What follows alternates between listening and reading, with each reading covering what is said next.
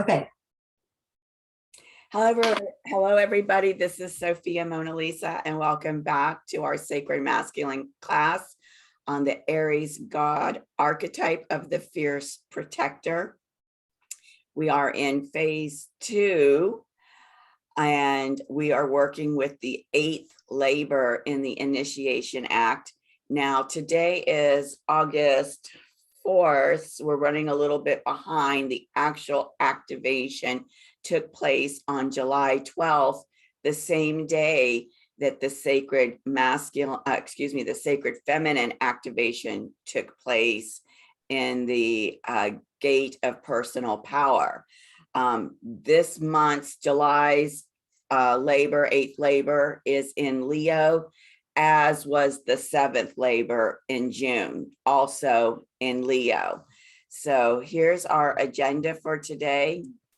It's that same old agenda. We have a basic format that we go through, and we're going to go ahead and get started with our grounding and spiritual fortification.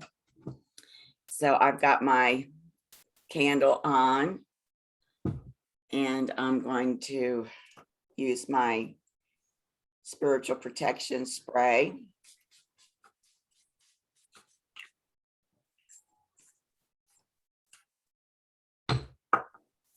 My hands are fumbling today.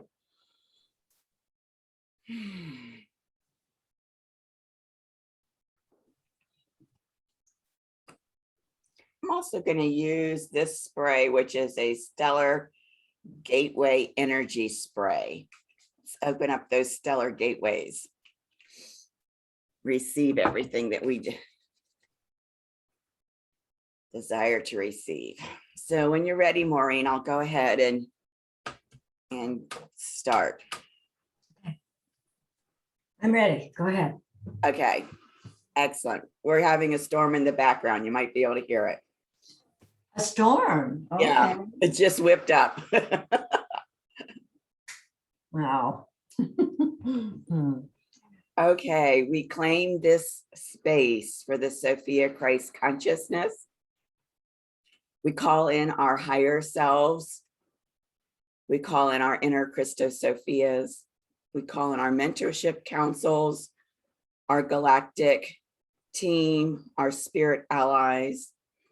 We call in the angels and archangels, the devas and elementals, and the animal totems and medicine. And so it is. So it is. We thank the goddess Diana for putting her full armor of spiritual protection and fortification upon us. And we take a moment to just breathe deeply into our pelvic floor.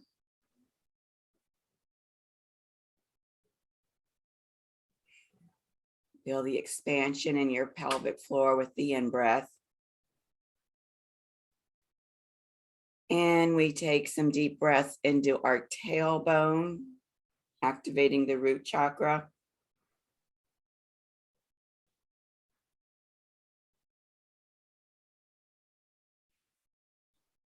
And deep breaths into our Earth Star chakra. The Earth Star chakra that connects us to the heart of Gaia. Feeling the expansion of your Earth Star chakra as you inhale and exhale. Feeling the flow of energy from the heart of Gaia coming up into your Earth Star chakra, into your root chakra.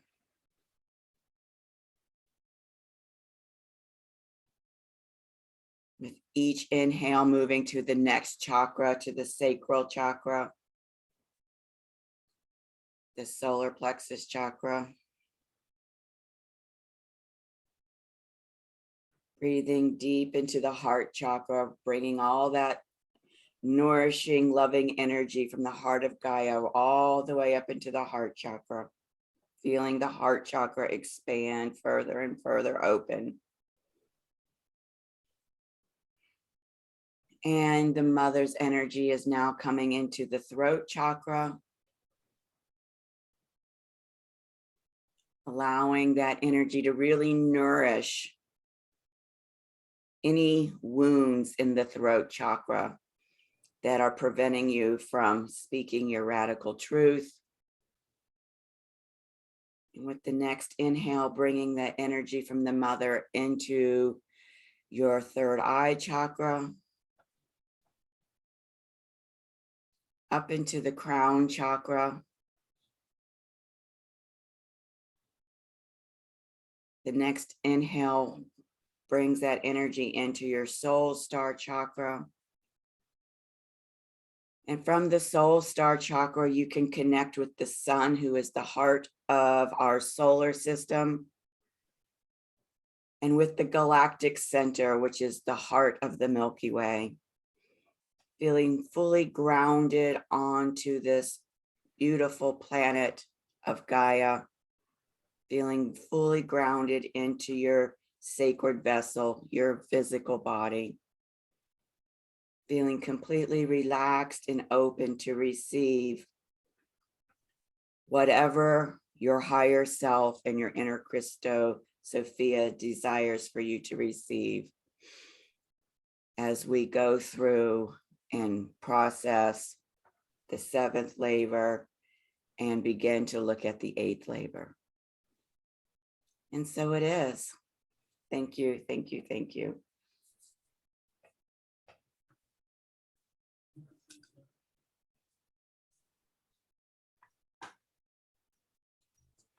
Beautiful, thank you. You're welcome. Okay, because this particular 8th labor activation is making a square aspect to Hercules, we are invoking Hercules today. And remember, you know, squares are opportunities for breakthroughs in consciousness. So it'll be really interesting to see what kind of breakthroughs in consciousness Hercules is facilitating for us at this 8th labor. So this was an invocation that I found that is interesting, and it's connected to the astrological sign of Leo, which this 8th labor is in, being activated in. And it also harkens back to, as far as the constellation Leo is concerned, it harkens back to Hercules' first labor, when he had to bring in the Nemean lion, and when he killed the lion, he took off the skin of the lion and he uses it as an armor. So in this way,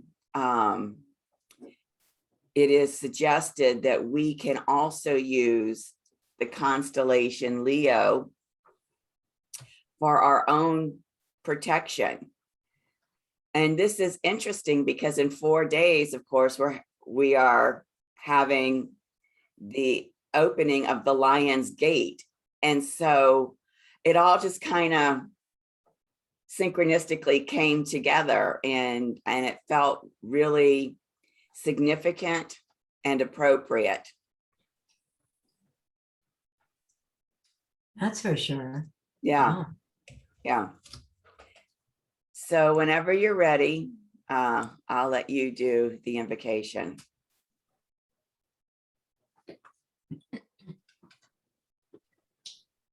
Hercules, who loved and protected your people, I call on you for protection now.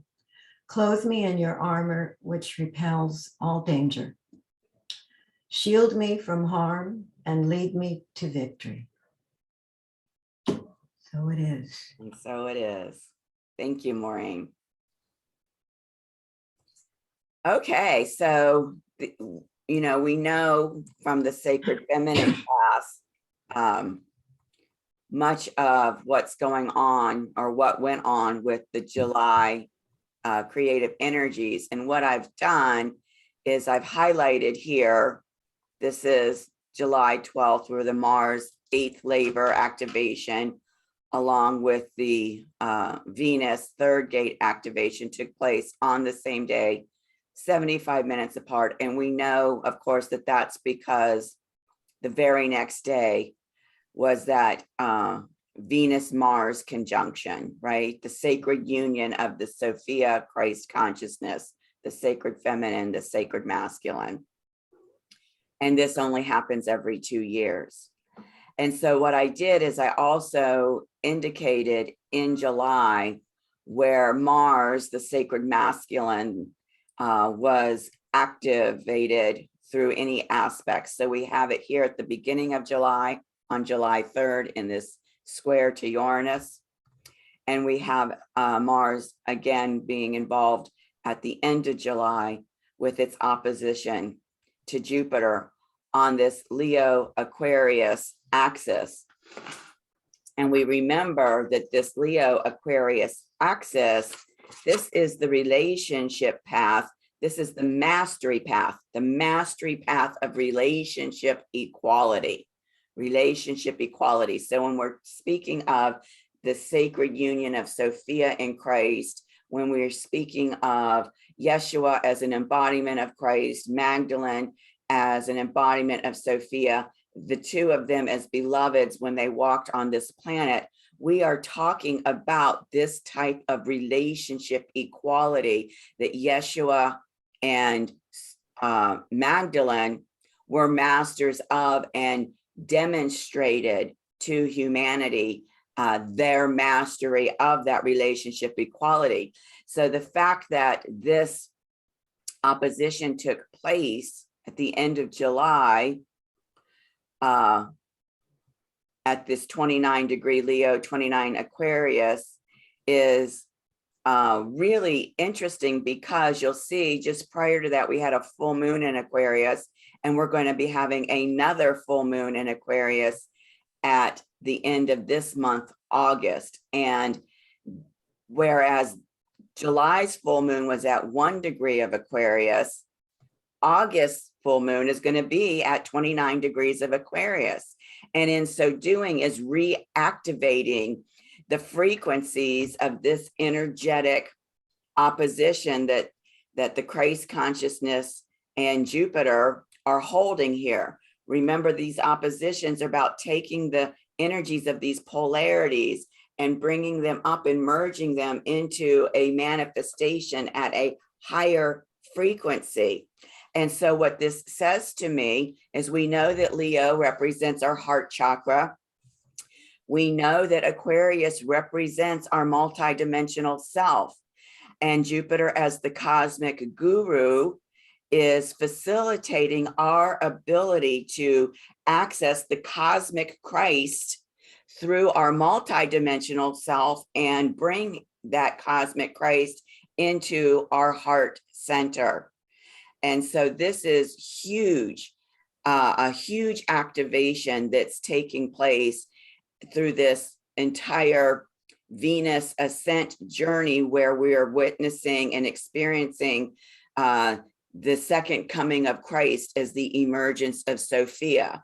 And so we know, as beloveds in sacred union, they work together. And we see here how the sacred masculine, the Christ consciousness, is facilitating with the Sophia even that emergence by bringing that Christ consciousness into our heart centers, where Christ and Sophia are in sacred union.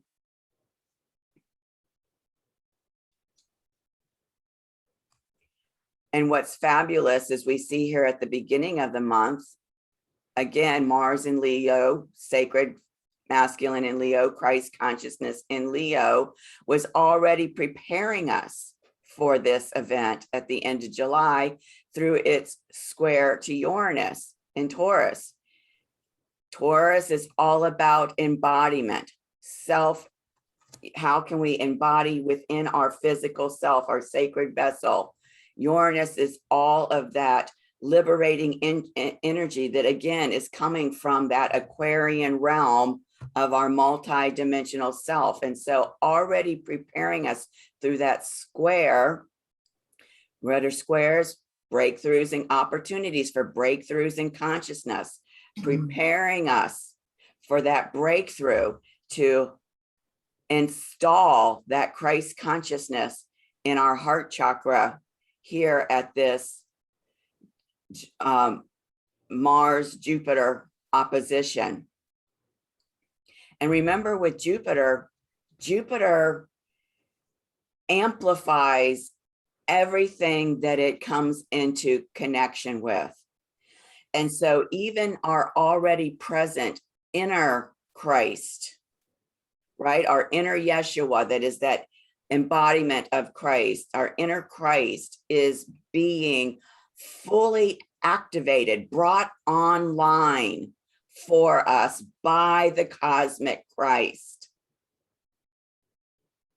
And Jupiter, as the cosmic guru, is amplifying, so that you can really palpably feel that presence and know that presence within you.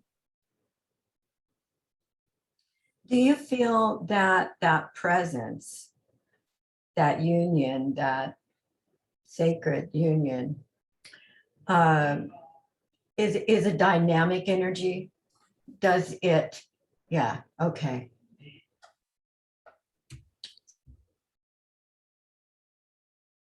What was the next part of your question? Does it what?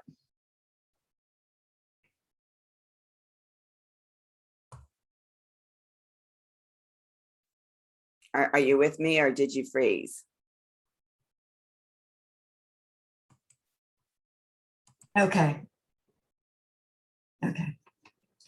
I was asking you if you thought that that sacred union was a dynamic energy as opposed to not necessarily stagnant, but stationary. I mean, once we perceive it and feel it, it's not going to just stay that way. As we change our perceptions, then we're going to understand that at a higher level, right? Absolutely. You're absolutely tuned in to that, Maureen, because this is living, breathing energy, right? This consciousness is a living, breathing consciousness. It continues to evolve as we continue to evolve. And this is why a lot of people may even think or feel that me saying that we are experiencing at this time the second coming of the Christ as the emergence of the Sophia through us as a blasphemous statement, because in their minds, they have this fixed concept that Yeshua / Jesus, who walked on this earth 2,000 years ago, was the Christ. They forget, or maybe they don't put together, that the Christ descended into Yeshua, right? Remember the event where the dove came at the baptism of John the Baptist, and the Christ descended into Yeshua. He embodied the Christ. And so there's a lot of people are still stuck in this very fixed concept of what Jesus and the Christ is all about. And, you know, if you think back, Yeshua said, "These things I do, and greater you too will do." Well, how in the world are we supposed to do these things and greater, unless, of course, we also embody the Christ consciousness energy? Absolutely. So your point to how absolutely dynamic this living field of consciousness of the Christ energy, of the Sophia energy, of their union is paramount to understanding this experience that we are all on this planet having at this time with this, through this second coming of Christ. Yeah, I feel that. I do. I think that's right. I think that's absolutely right. I'm thinking too of Mary Magdalene as an expression of the Sophia consciousness, which was, she embodied, Yes, but she was incarnated. That's only one part of the Sophia consciousness, and also of Mary Magdalene. I think it's hard to think of her as many things, rather than just the partner, the sacred union. When I began to learn about her, I thought of her as a singularity almost, that there weren't other parts to her that I didn't know or didn't understand. right, And that was only one expression of Sophia consciousness, right. right? And so if we accept the premise, which has been proven through quantum physics, that this is a holographic world, a holographic reality, Mhm. and that we are all connected through the quantum, and therefore we are all an aspect of that hologram, then everything in the hologram is within us as well. Right? Because Right. that's the premise of a hologram. No matter how many times you cut it up into how many teeny tiny pieces, it still contains the whole. Okay. And so if each of us are fractals, pieces of that entire hologram that contains everything, then you contain everything as a fractal, and I contain everything as a fractal, which is why we can say the Yeshua within me, the Yeshua within you, the Magdalene within me, the Magdalene within you. Okay. And does that make sense? You were gone. You were too. It keeps kind of freezing, and it might be related to this Yeah. storm that's going on. So we're just gonna bear with it. Did you hear what I said?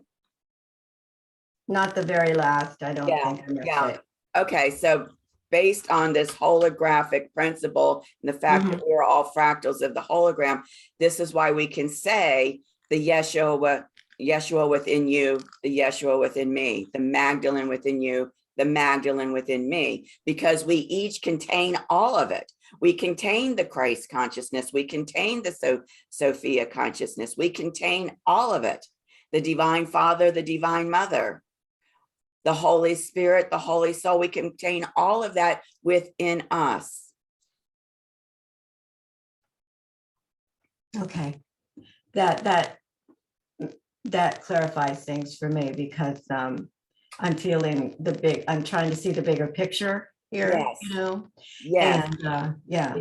It's a quantum picture. You have Okay. to be able to make the leap from the 3D mind, lower mind, to the quantum mind, higher mind, to be That's able to exactly. understand all of this.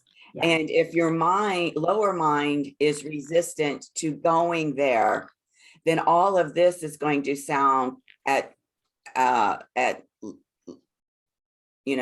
best like a fantasy, and at worst as being blasphemous. Yes, I understand that.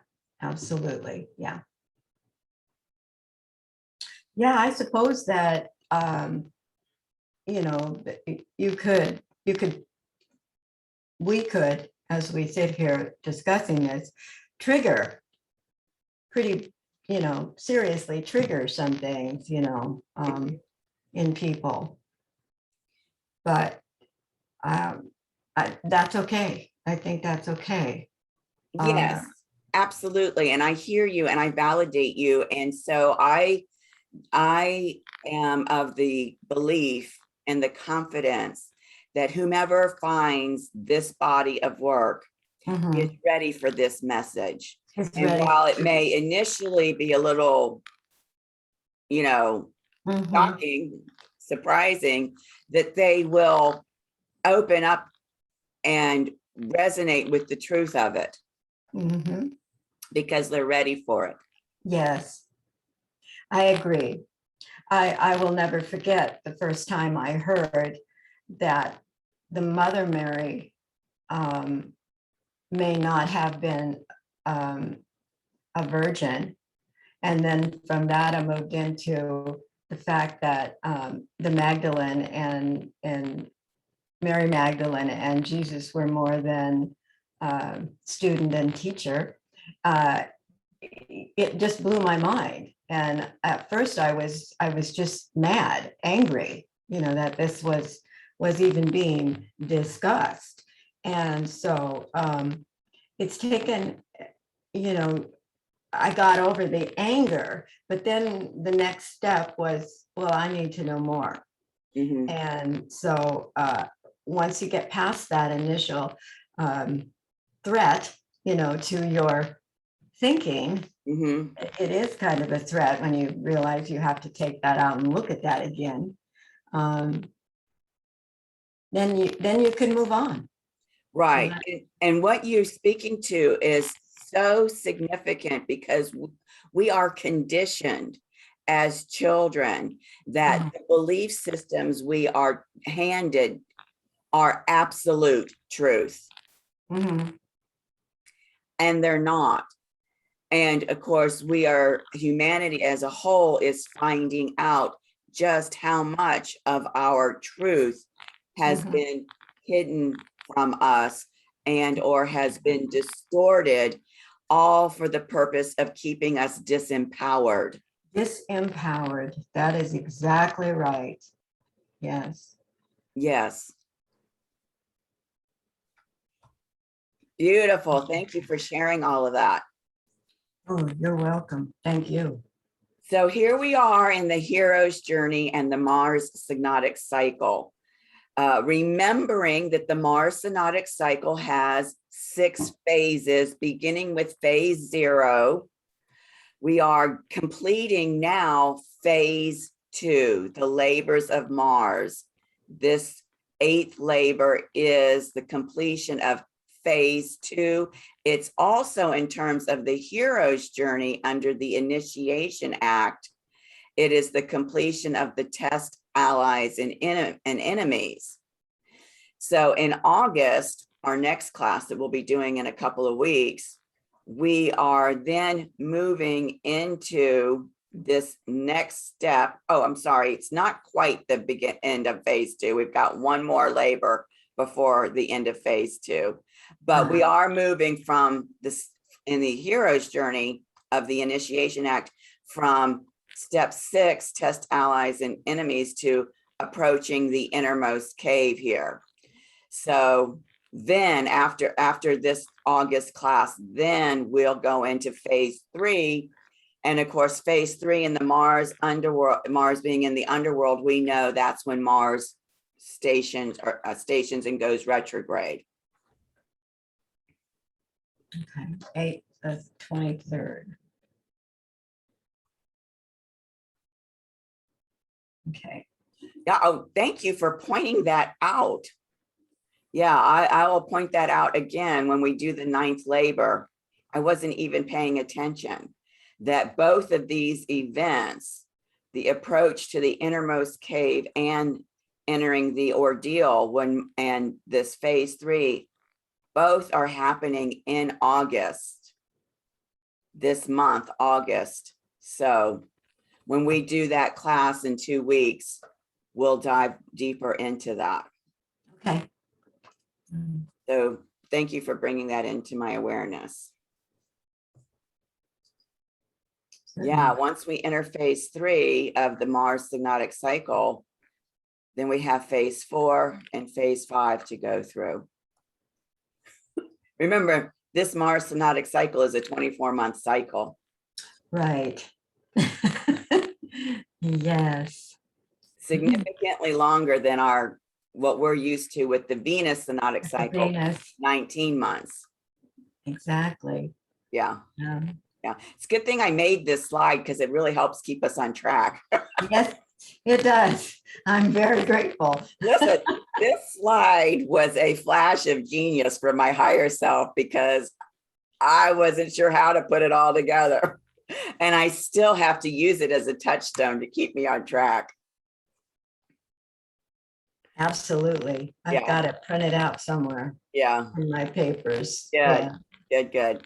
So now we're going to talk about, the seventh labor, this closure piece of the seventh labor that had to do with the Cretan bull.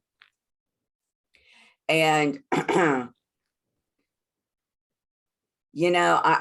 sent you a text about this eighth labor and that we're going to talk about in a minute. And I said to you that from my perspective, listening to the story of the eighth labor, that it really smacks of what we're coming to know as SRA, satanic ritual abuse. And then as I was looking back at this seventh labor, and I'm thinking, well, so I started thinking, does that mean that all of these labors have in some way been revealing SRA, which was like, talk about a paradigm shift that your mind is not ready to accept. Well, Yes. when I looked at this seventh labor to see if there were any elements that might be pointing to that, this whole thing about King Minos's wife and the Cretan bull having this child known as the Minotaur, which is half bull, half woman. Half bull, half human, was what jumped out at me, because we are hearing that this type of, I don't know if you want to call it experimentation, has been happening in the deep underground military bases, where they are genetically creating these beings that are half animals, half human.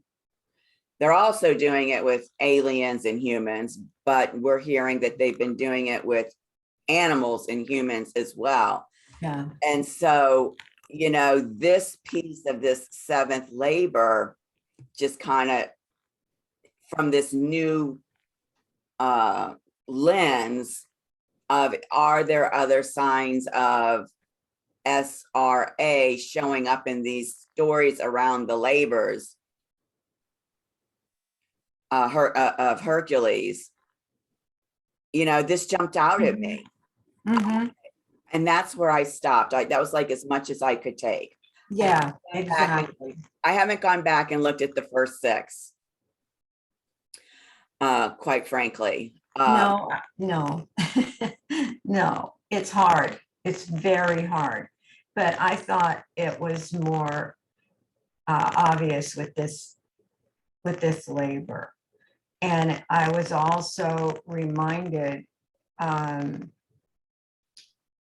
that in the debauchery of the Roman Empire when it was falling, and it had no moral stability at all. When people would come to the Colosseum to witness the entertainment, and I say that word very loosely, Right. because there were an element of that there, without getting too graphic. It was a part of it, it was something that they watched. So I think you're right. There is something to these labors that tick a box, so to speak, in our consciousness. That's really hard to look at. So Right. Right, right. And if you consider the fact that we are in this step of the hero's journey of tests, allies, and enemies, Mhm. then clearly SRA is a test, and those that conduct SRA are enemies. And so it's interesting that just as we're getting ready to complete this particular Mhm. step of the Mhm. hero's journey, that it's all of a sudden, it's like somebody turned on a light bulb when I listened to Yes, this 8th labor to yes, look at. I agree. And I think there is something healing in there too, that I'm thinking about when he cleared out the barns of all the animals' manure that had, Yes, it was the water that washed that away and all that cleansed. excrement away. Yes. Yes. So, And we're seeing that on the global yes, stage yes, we are. with the dumps being washed, Mhm. flooded, and Yeah. washed clean. So there's a point that you can see healing here too, which may not have always been clear because I wasn't thinking of it that way. Even though some of the, the labors kind of gave you ew, Right, right, the myth, right. and myth always has something to share about truths. It Yes, just always does. So I figured it has to have some healing in there. It right. has to have an ability to make us aware of the healing. And in order to be aware of healing, we have to be aware of what's happening. I mean, the word sin came into my head, which I don't normally use, but evil maybe is a better word. Mhm. Evil. So there's a way to heal. Right. And if Hercules is the hero here, which he is, then he's got a mission to heal as well as whatever the king set him to. Well, and so you're absolutely right. And I might perhaps even take that a step further, Mhm. that he has a mission to reveal so Mhm. that he can heal. Exactly. That's exactly right. Yes. I like that. Yeah. Thank you. And through these labors, of course, we're expected to have the courage to confront the insurmountable challenge, right? Yes. And this, for thousands of years, has been the insurmountable challenge for humanity, to have the courage to confront. Mhm. And even now, as more and more of it's coming into the collective awareness, Mhm. many people are being challenged in by being confronted with it. That's for sure. And it's a bit of shock sometimes, I think, to the system in it. And it's like cold water. You just stick your toe in and you don't want to jump all at once, and you probably better not because it's very shocking to do that. So Mhm. just take it one step at a time and begin to immerse yourself Mhm. in not just what the evil is, but how it can be changed and healed. Exactly. Exactly. So from this new lens of looking at the 7th labor, which is, such a, as I said, a paradigm shift from what we even discussed in your personal session around this. Yes. What is coming up for you to bring closure to regarding this seventh labor? And you know, remember that this labor activation happened in Leo, just as this next labor here in August is happening in Leo. This is all about, the heart chakra, the compassionate heart. Leo is the sign of the compassionate heart. So having said that, what is coming up for you?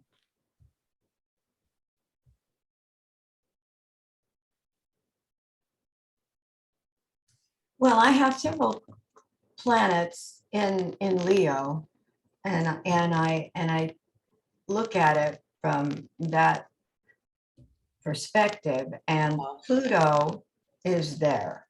Pluto is in Leo for me. Right. So I see this, and it has actually been true as a transition, as a transformation, I should say. And you see it too. You started seeing the same things that the way that he's revealing. I see Pluto doing that. My moon is there also. Saturn is there, and my midheaven. So this is a pretty powerful energy for me, and I'm seeing the revelations that are to be transformed. And as is happening with me, I'm becoming more involved at the collective level, and so rather than personally, which of course it will affect me also, but I'm beginning to understand at a collective level the power of those energies, the Leo energies, and how I perceive that collectively. Absolutely. Yeah. Absolutely. So I'd say that's the big thing that happened around this particular labor. Yeah. I mean, think about the work that you did for the children. Absolutely. Yes. Birthed through your Saturn, Pluto, Moon conjunction in Leo. Now about the animal welfare. And isn't it interesting that here we're talking about the animals and the mistreatment of them in terms of this kind of genetic manipulation? Yes. And he's there's been a mistreatment of animals in other labors as well. That were kind of difficult, to the eels and was it eels or birds? The birds, Birds, the not the eel. alien birds. Yeah, he had to slay them because of what they represented. Look on that base. There's a bird sitting on the back of that bull. That's interesting. That's right. Yeah.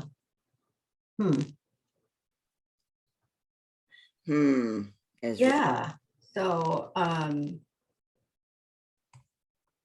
I think that's one of them. That's one of the revelations that his labors point out.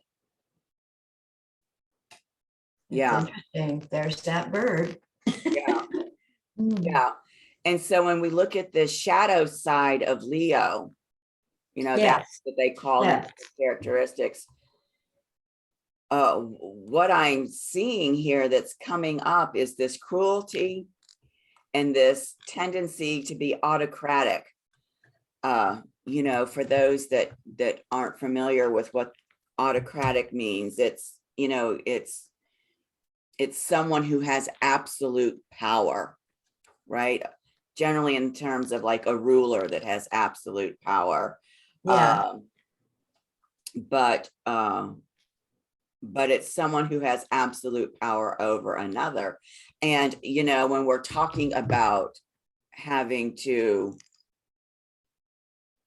genetically create a half animal, half human being, that can only happen when this shadow side of cruelty and autocratic nature is allowed to raise its ugly head, in my opinion. I agree. I'm just thinking back some of the other labors. I've got to go back and look at all of that, because this really shows a whole new element about what was going on. And Right. you know, I keep seeing that bird on the back of that bull. And what's interesting to me is that the birds in the labor represented harm to people. And so I still see that here. There's something about harming people. Right. Well, and if you're looking at this labor, and if you're looking at the bird kingdom, the bird that comes to my mind is a vulture, right? absolutely, Because the vulture. in the Stymphalian birds labor, the whole thing was that they were eating the flesh of the people. Well, what do vultures do? They eat the flesh of roadkill, basically. They do. You know, they clean up the corpses that are left to rot.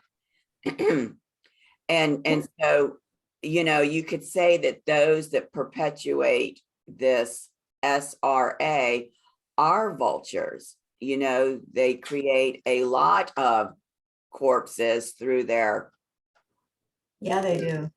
through their practices that are then mangled in numerous ways to hide the evidence of.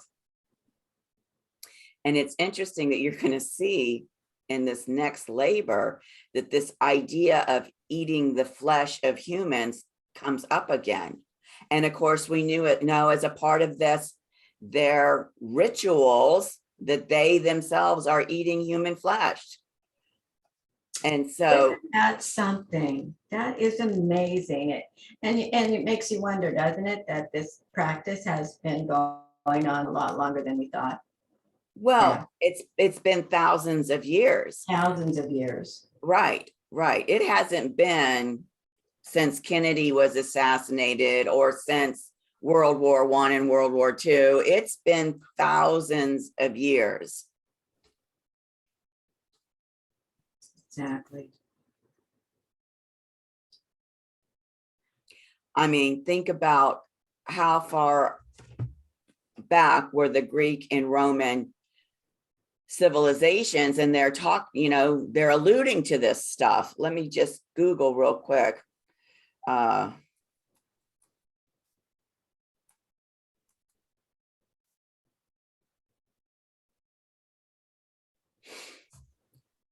So the Greek civilization was from 700 to 480 BC. BC. Yeah. Okay, let me look at the Roman civilization.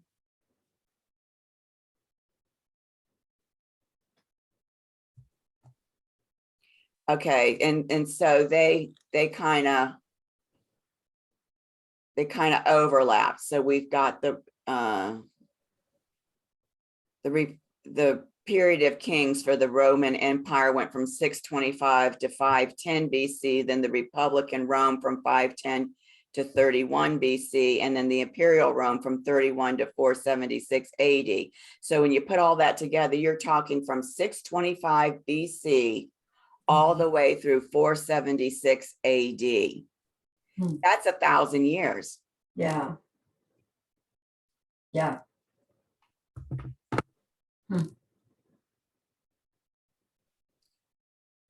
So again, anything coming up around all of this new revelation that's desiring closure for you around? I'm just getting like flooded with energy. Something's coming up in you because I'm getting hits.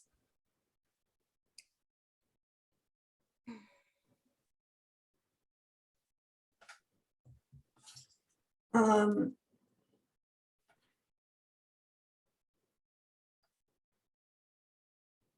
not feeling closure, other than I'm feeling revelation. And so, to my way of thinking,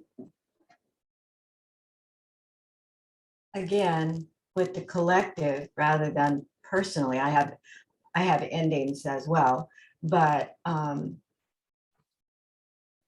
think the closure is yet to be seen.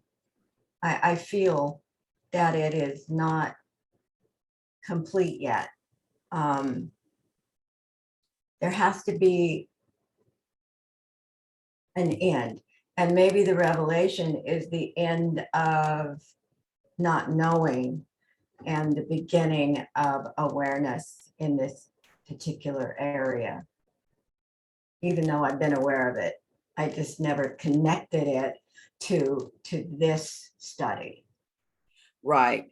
And I think that what you made reference to earlier in terms of the revelation is this huge piece about your Saturn, Pluto, Moon conjunction in Leo, and how that energy is facilitating your ability to work at the global level with this issue.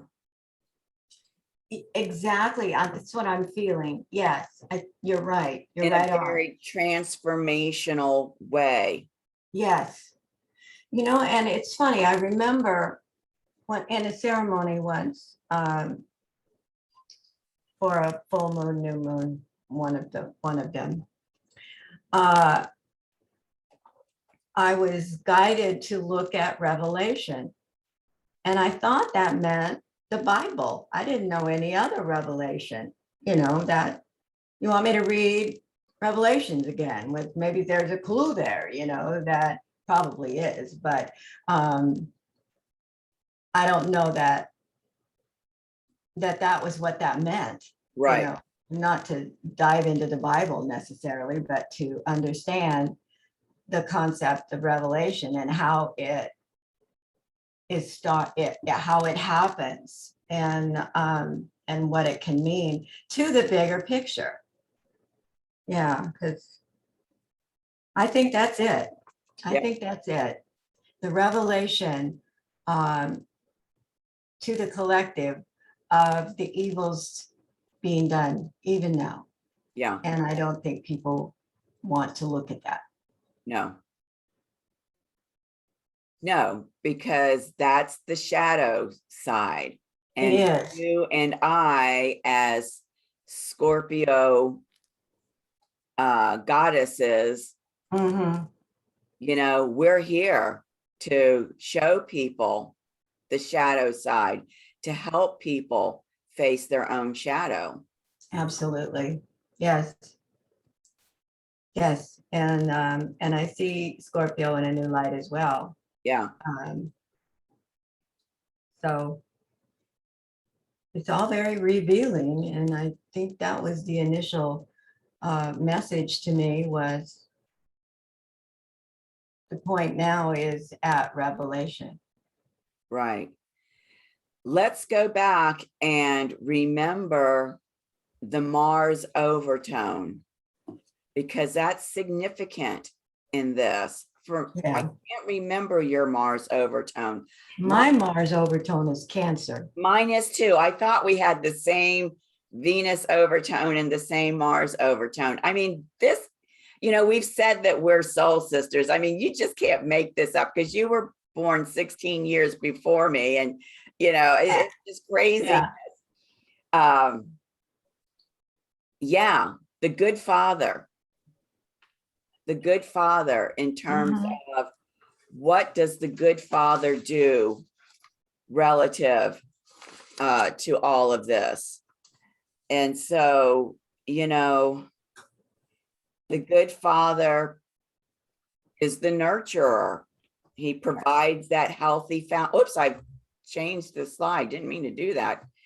He provides that healthy foundation for others to grow. He's committed to the welfare of others, and that others includes the earth, as you know, we call Mother Nature, the earth, right? The plants, the animals, in addition to children, right? That's what the good father is committed to: the welfare for the animals, the welfare for the water, the plants, the children. And, you know,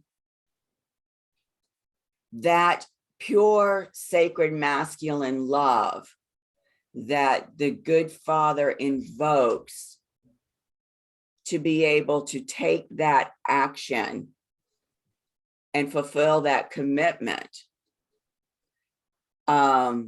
is something that I see for you as a part of this sacred masculine journey that is being called on to support your Scorpio goddess in making these,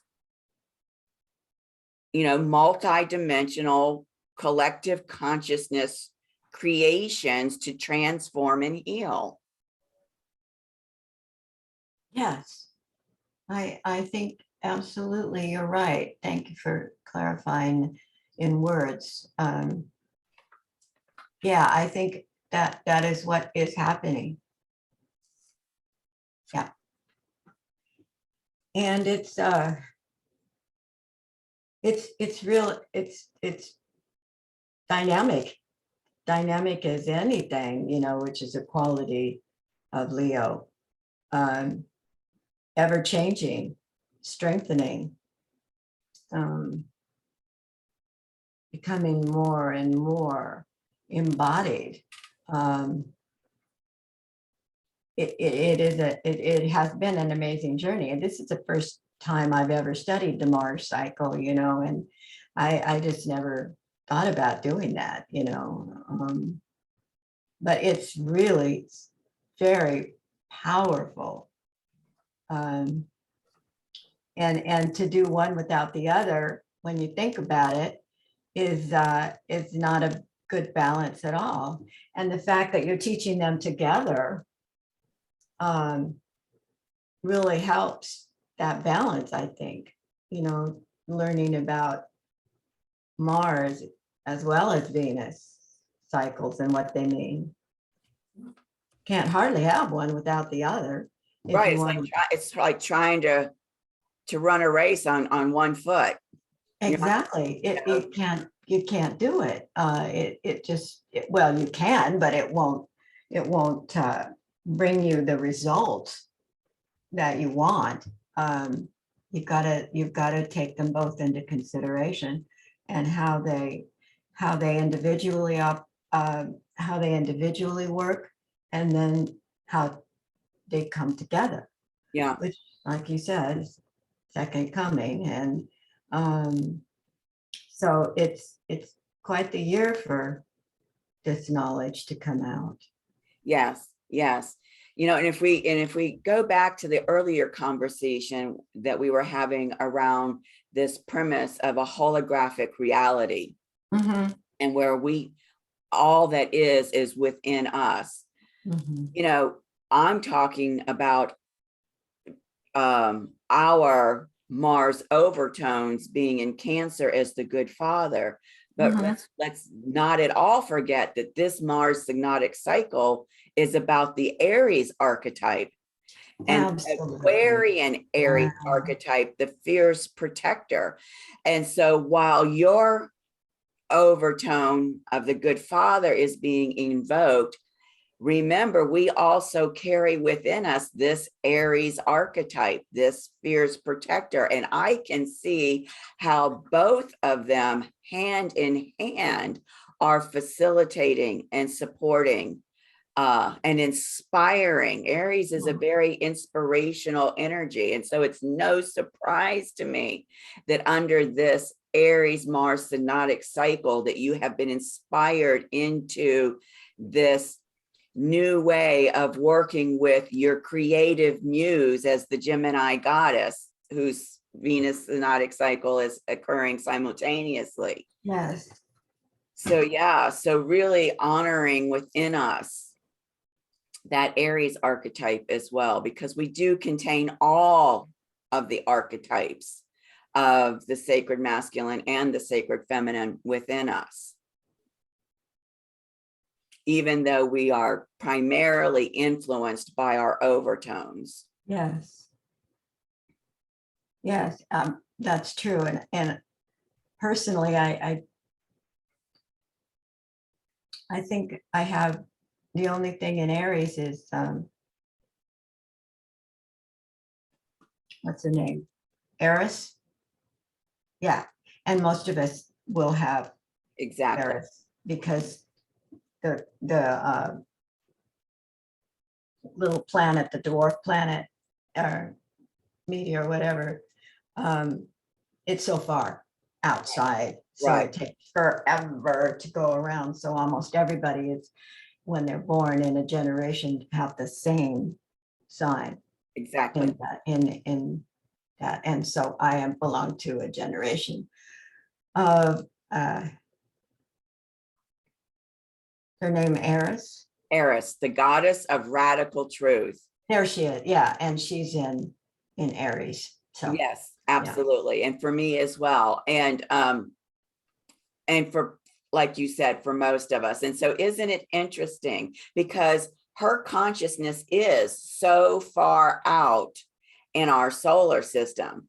Isn't it interesting that it's now that her consciousness is coming in and her radical truth around all of this topic that we're discussing is allowing it to come out into the open. Exactly. Yeah, it's very interesting to think about. Yeah. Excellent. Well, let's look at the 8th labor. And this is called the Mares of Diomedes. And so because I don't want to get a copyright strike, I'm going to pause the sorry. I'm going to pause the recording so that you and I can listen to this. For anybody else that's watching this afterward, here's the link that you can go to watch it. And here's the timestamp, 27 minutes, 40 seconds for picking up this labor. So let me go ahead and pause. We'll watch it and then we'll come back to discuss it.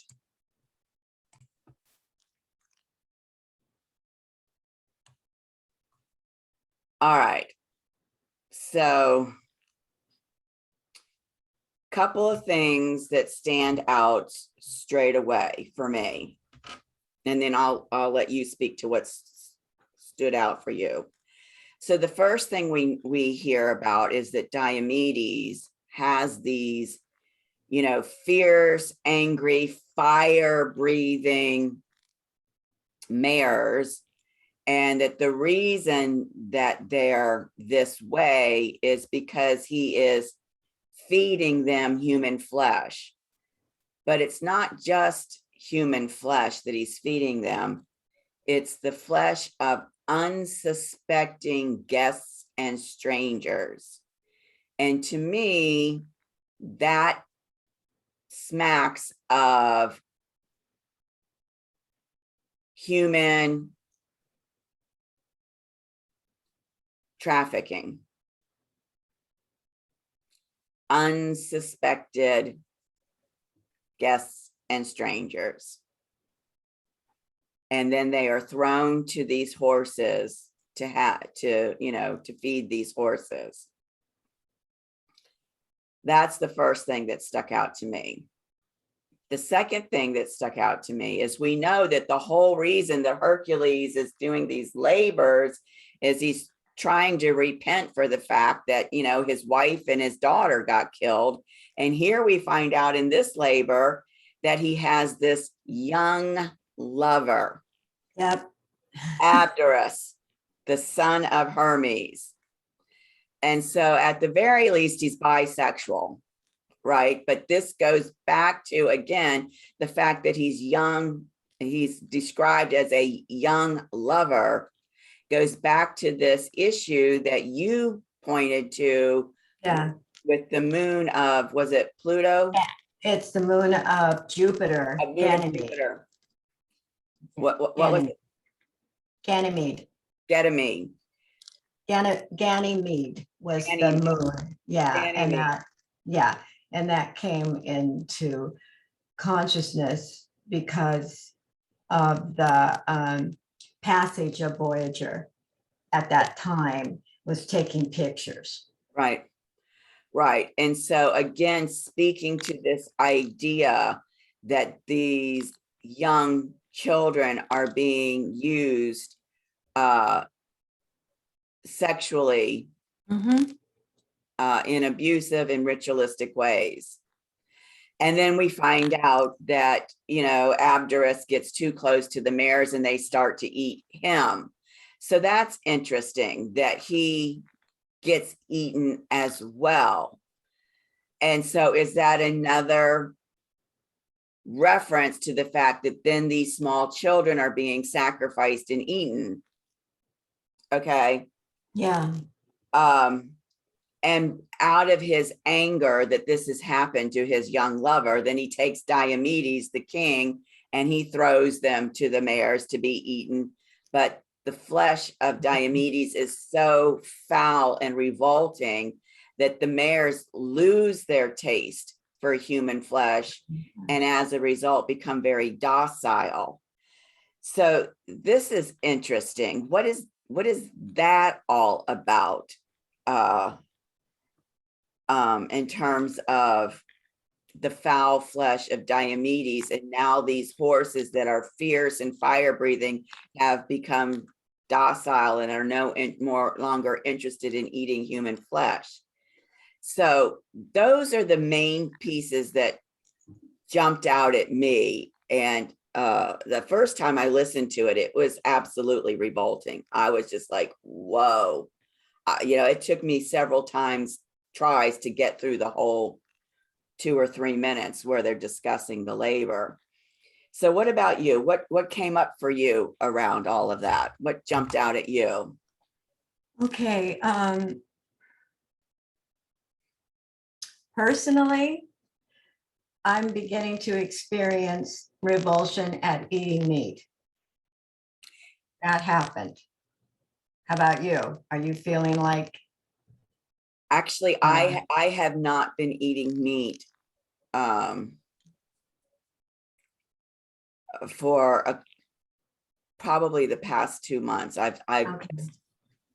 And especially red meat. It's just, Yes. I think that's a step for the collective. And I think more and more are looking at it. Some of them look at it as a humanitarian thing and others look at it as a health thing. But however you look at it, both really, the physical and the mental are working together here. I think that we've fallen into a trap of what we need to sustain us. And that shows in our world, the aggression in our world. Think about if we eat an animal that dies from, is afraid, is understanding danger, which they do, then the reaction of that is in the meat, it's in the body, it's that's the last thing when they die, that's in the body. So when we eat meat, and I've heard a lot of people talk about how to bless it and, you know, clear your food of all of that fear and bless the animal and thank them, all of that. And I think that's a step. But in my own opinion, I don't think we should be eating meat. I mean, that's pretty radical, isn't it? And I feel that if we understand the horrors of what happens, you know, to the animals, I have no idea what they eat, but I'm sure it's not very good. And so when we in turn eat them, all of that is part of us. Well, and let me just say how absolutely astute you are. Oh, thank you. Because, you know, I have been a devotee of Sathya Sai Baba for almost 30 years, maybe more. Yes. And of course, he, in his teachings, advocates vegetarianism Mhm. because he has said specifically that at the time that an animal is killed, the fear that it experiences Mhm. goes into the blood, right? The adrenaline of the fear. What have we heard around adrenaline, right? That party substance that is made as a Yes. part of SRA. The adrenaline and the fear, and it goes into the meat, the blood, you know, it's in the blood and the blood is in the meat. And then when you consume that meat, you consume that energy. And Sai Baba says that that is the source of violence and aggression in humanity. And that's why he Yeah. recommends that we do not eat animals. It's very difficult to do that when we've been raised the way we've been raised. Right. You know, that brings into question dairy. I don't know that I have a problem with dairy. I have a problem the way it's produced, how they treat the cow. I mean, we've lived with their milk for many, you know, forever. But if you look at the practices now, in order to produce enough milk for the country, they have to do things that are not kind or a humanitarian at all to these beautiful animals. And an animal that is designed, as we all are, to live on earth in freedom and to be in our own habitat and enjoy our natural way of living until the end. Clearly, we're not doing that. We're not, that is not being done with all these animals. They do not live on a farm where they can romp and play and be healthy until the time that they are no longer alive for Right. whatever reason. So I think we have to look at that too as an impetus to change our way of thinking, that we are the top of the food chain. I don't think that that's right. And they will say we have power over animals because they're lesser beings. And we understand that's not true. Right. Um, And when you look at the largest beasts on the planet, the elephants, the silverback gorillas, the giraffes, you know, they're all vegetarian. they are.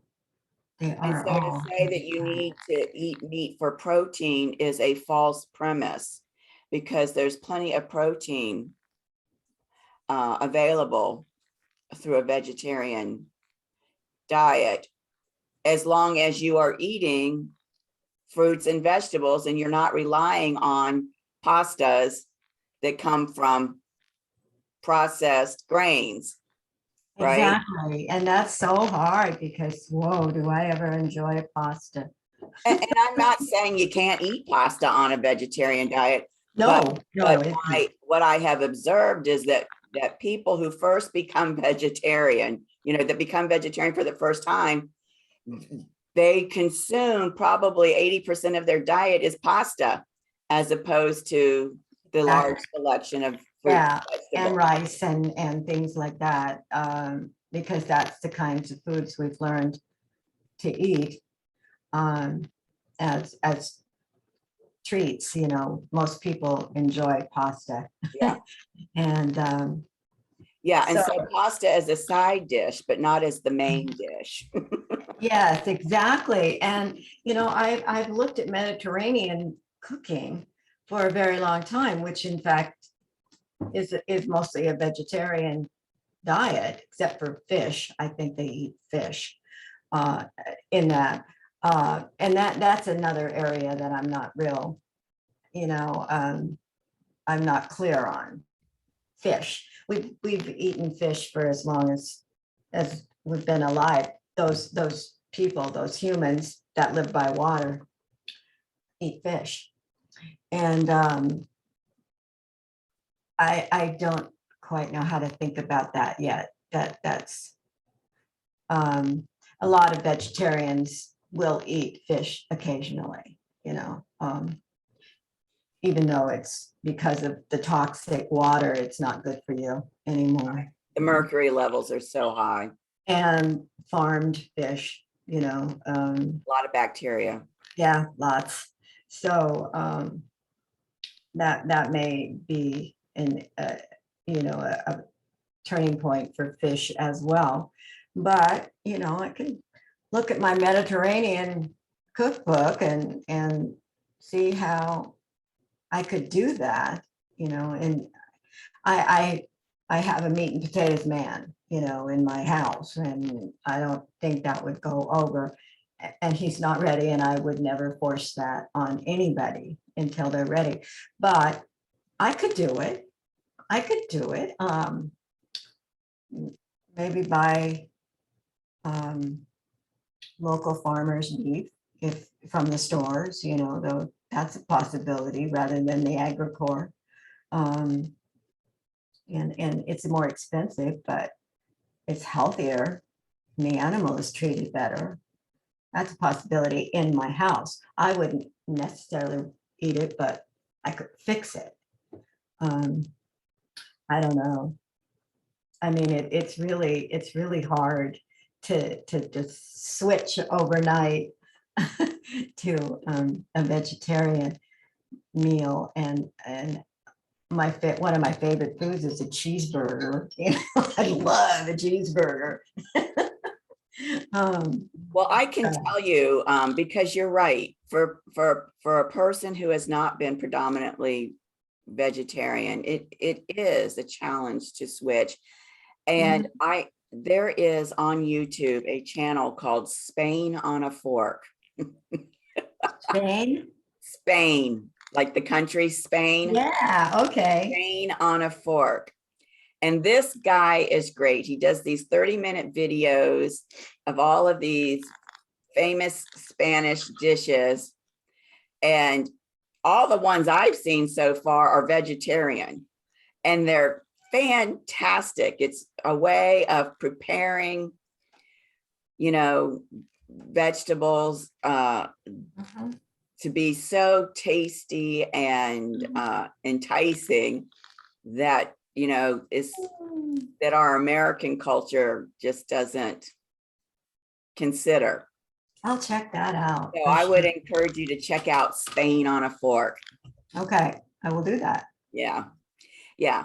But what I find fascinating is that if you immediately, because my mind hadn't gone there yet, had picked up on this concept of these flesh-eating mares being associated with humans eating meat, consuming meat, animal meat, as a part of their diet. And of course, we know that those involved in SRA are consuming the flesh of those that they use in ritual.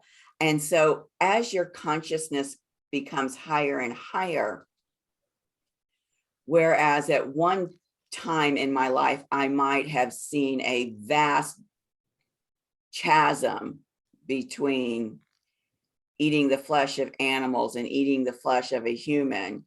Yeah. Now it doesn't seem like that big of a leap at Mm-mm. I don't, I agree with you. It doesn't to me either. yeah. Yeah. So this eighth labor right here at, right before we end these test allies and enemies step is just kind of brought it all front and center. I mean, it's hard to watch that and not have it hit you in the face. Yeah, it is. I mean, if I hadn't prepared you for it. Yeah.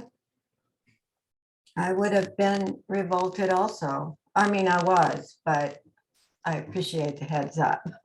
Yeah. And it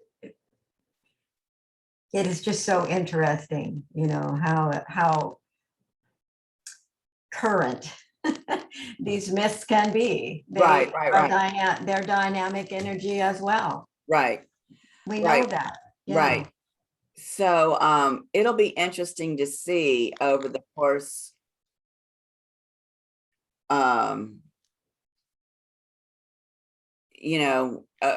if you look back at the course of July, over the course of August and September, as we're closing this out, what else around this subject matter starts to be revealed on the global stage in for the collective awareness. And it'll be interesting to see how we experience that in our own personal day-to-day realities as well. Yeah. So, this labor is still active until, what day did we say it was? August 11th or 12th, I can't remember. I think it was the 11th. And sometimes I get the dates confused between the Venus and the Mars, so that might not be exactly right. But nevertheless, the point being, today's the 4th. We've got another week at minimum that we're still within this window of this labor date, even though the class is transpiring significantly later than it was originally scheduled. So, with this awareness heightening, go ahead. It just seems, I'm looking at these eights, what a powerful synchronization, or synchronicity is the word, that the Lion's Gate is coming up. And eight. Yeah, eight. Still in the eighth labor. So we will be working with this energy on the Lion's Gate. I'm birthing my animal welfare project, which, I obviously it's the right time for all of this. So, and maybe there's a piece from this class that you needed to receive to complete that for your ceremony on the Lion's Gate date. Yes. August 8th. Absolutely. So I'll look at maybe something to add to the images that will go on that. Yeah, absolutely. Even if you just take this image of the mares. Yeah, that's a beautiful image.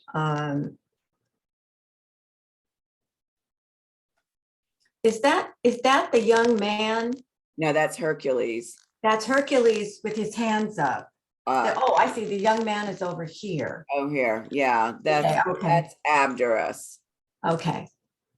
And he dies? Yeah, he's intrigued by the mares. He gets too close and they start eating him.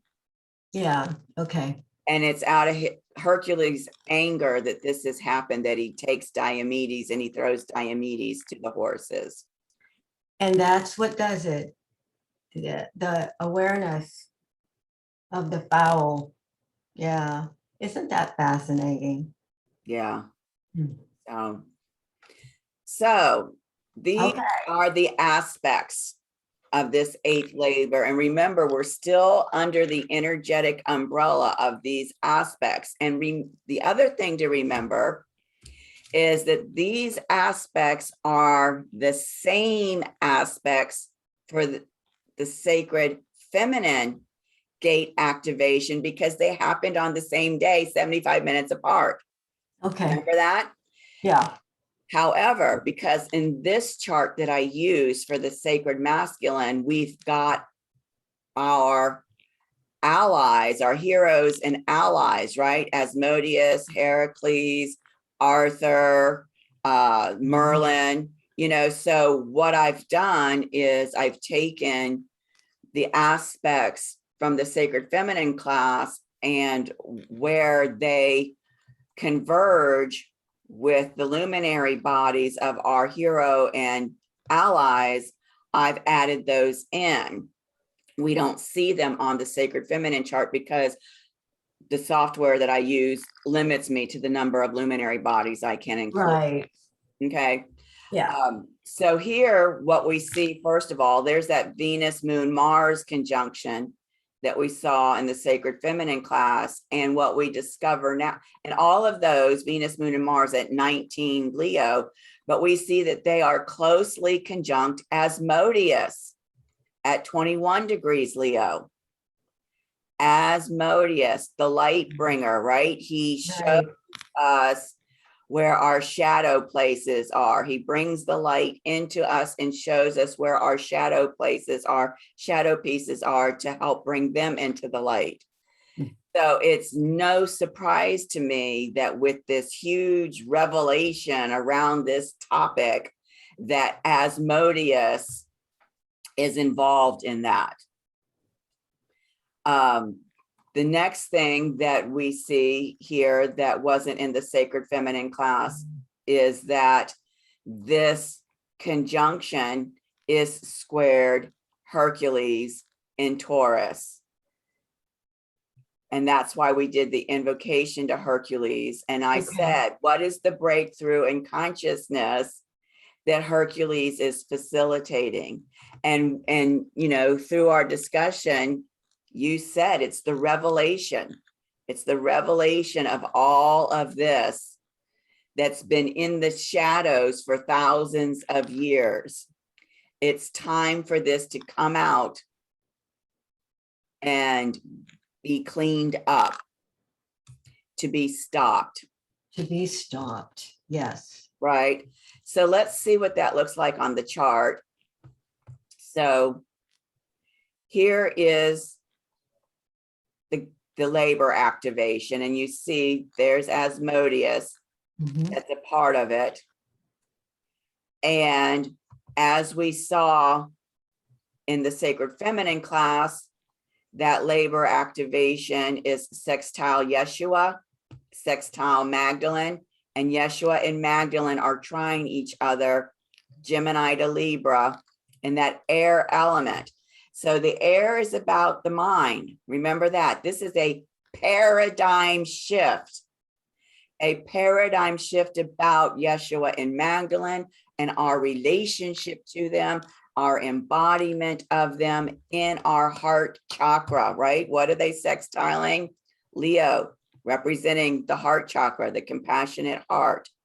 And then we see that that is square Hercules here in Taurus. And so if in fact you have embodied or activated your embodiment of the Sophia Christ consciousness within your heart center, right, your inner Christos Sophia, then that activation gives you the courage to look at these shadow places, because all of that that's going on out there that's been hidden is also, if you accept the premise of the holographic reality and that we are all entangled through the quantum and are one, and as fractals, everything in the hologram is within us, then all of that shadow around SRA is within us too.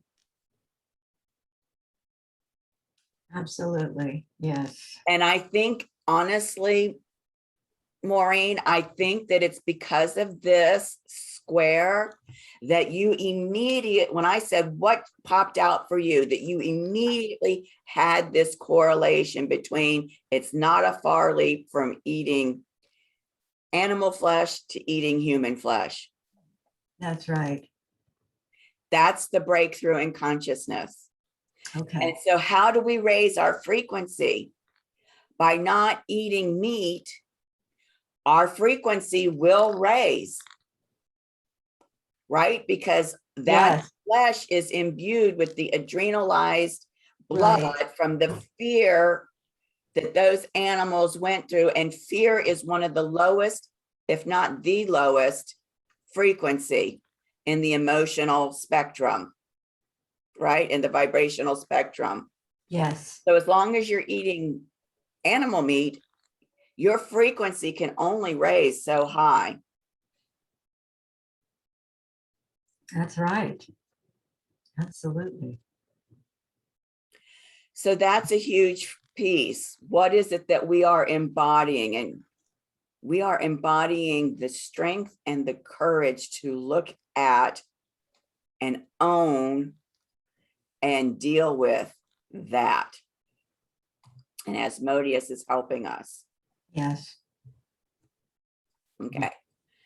The next piece Wow. is this Persephone, Isis, Sedna, Black Moon, Lilith, and Taurus trining Pluto.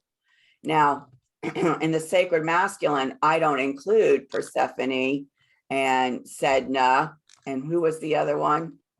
Sorry, Black Moon, Lilith. But I do include Isis. So you can see, here's Isis, and right around her, right? It's right there is clustered Persephone, Sedna, and Black Moon, Lilith, and they are trying to Pluto. Mm.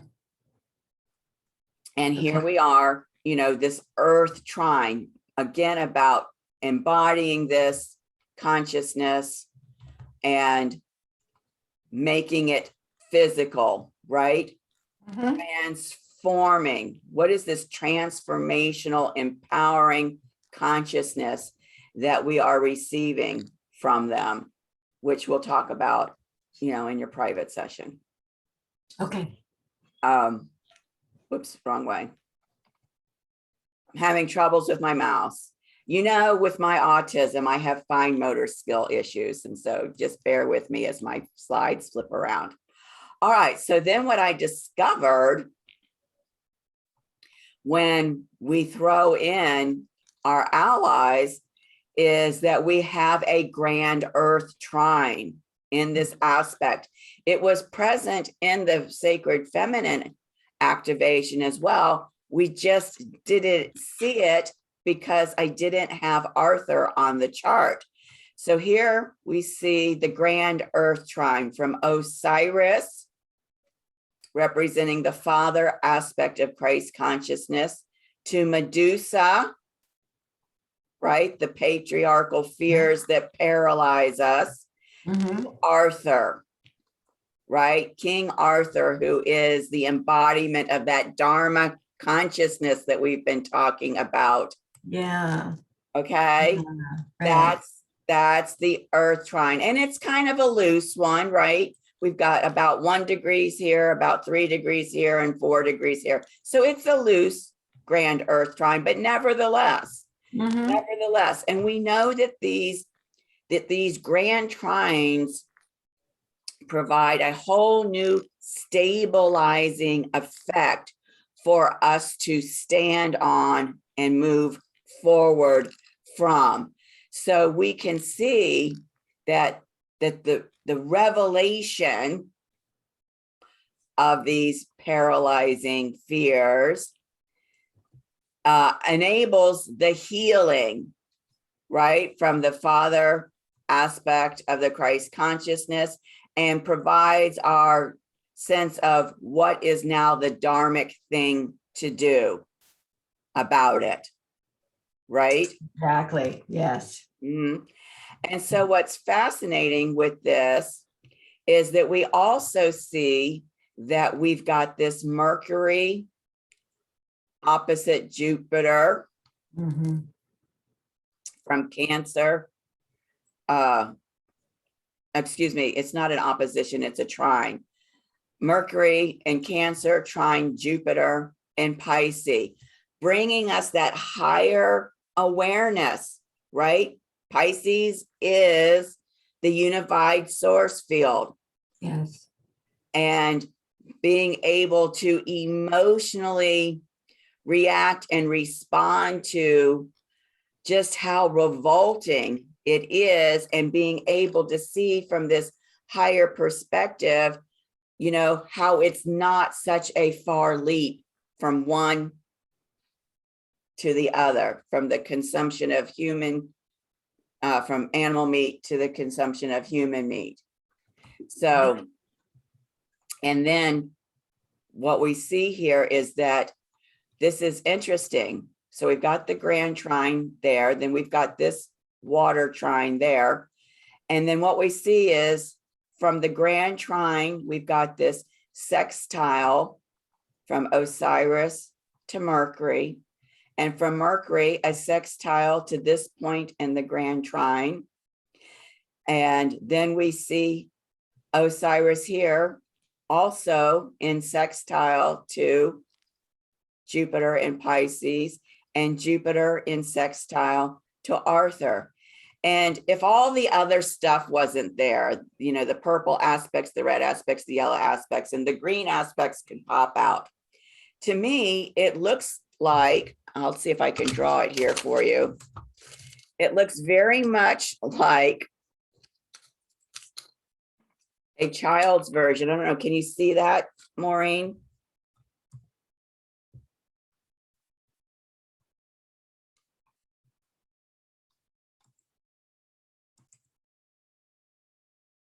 Okay, so I was saying that if we could take everything away and we could look at just what's in green. I don't know if you can see this image that I've drawn. I think you've frozen again. Hold on a second. Let me pause. Recording again. Okay, so this was the image I've been trying to show you. So it looks like a childish picture of a house, right?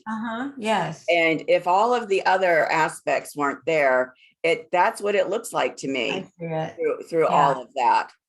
So we'll discuss all of that later in a private session, but then I want to bring your attention back to this Air-Fire Tipi. And we did discuss in the Sacred Feminine class that this Air-Fire Tipi is a sacred container for the presence of the Holy Spirit, right? The Holy Spirit is an aspect of Christ consciousness, and the Holy Fire as an aspect of Sophia consciousness. So both of those parts of the Sophia Christ consciousness, the Holy Spirit and the Holy Soul, manifesting some new high frequency leading edge creation that's coming very quickly. And so we can see that we've got that TP here again. So the only thing that you don't see in the sacred masculine chart is that right here is Juno, but definitely still in the sky that day. So we'll talk about all of that when we do your personal session. Okay. All right. So these are the two Vision Quest opportunities I designed. The first one is using the astrological keywords. What insights are you receiving from Asmodeus regarding this labor activation, right? That's the conjunction between the moon, Venus, Mars, and Asmodeus. And then also using those keywords, what insights are you receiving from Hercules regarding the breakthrough in consciousness he is facilitating through this labor activation? And I know we've talked about some of this in class. It just kind of very, what is the word that I'm looking for? I can't find the right word. Anyhow, it just kind of came out through the course of the class, but there Yeah. might be more that you could receive from him and Asmodeus. So that's there for you if you choose. All So right. we're having the support group for this class and the Sacred Feminine class that we did on this Saturday, August 7th. And actually that should say, I'm so sorry about this slide. Let me fix this. This is the 8th labor.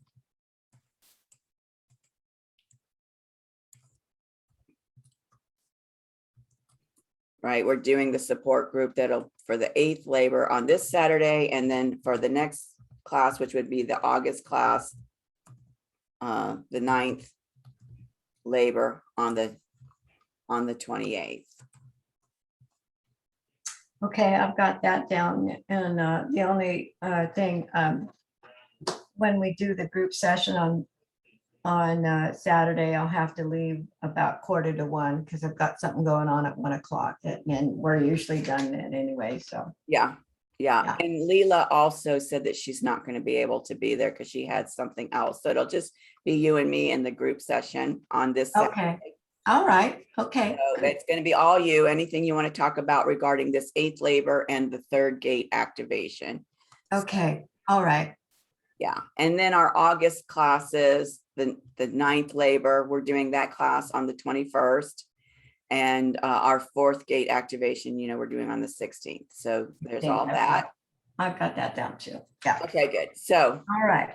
any final questions, ahas, clarifications required? No, it's been it's been really revelation. It's been a huge revelation, hasn't it? It is. Yes. Yeah, absolutely. And if you have time, I'm not putting this on you. If you have time to look back at some of those earlier labors, Yes. to see if anything pops out at you that you might want to share in the group session, feel free. Okay. Okay. Yeah, it's easy now that we have that video of the 12. You can just start at the beginning and go through That helps a lot. Yes. Yeah, it'll only be like 20 minutes maybe by the time you do all that. Right. I'll Yeah. look at them too and see Okay. what pops out at me, and that way we can compare notes on Saturday. Okay. Wonderful. All right. All right. Feeling good about everything? I am. I think it's just an amazing experience. Yeah. Really. Yeah, it really is. All right, my dear. Looking forward to seeing you on Saturday then. Me too. Okay. Bye-bye. Bye-bye.